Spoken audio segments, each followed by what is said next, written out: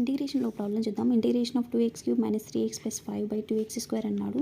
So దీన్ని మనం పార్ట్స్గా డివైడ్ చేసుకుందాం. Integration 2x³ / 2x² - 3x / 2x² + 5 / 2x² and హోల్కి dx.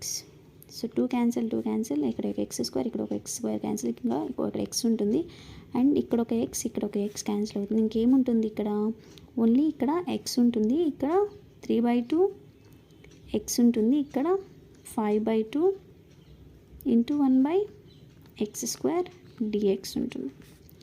సో చూడండి, ఇంటిగ్రేషన్ x అంటే మనకి x²/2 అండ్ 3/2 ఇక్కడ ఏమున్నట్టు 1/x. సో 1/xకి ఇంటిగ్రేషన్ చేస్తే మనకి log x వస్తుంది ప్లస్ 5/2 ఇంటిగ్రేషన్ 1/x² అంటే -1/x.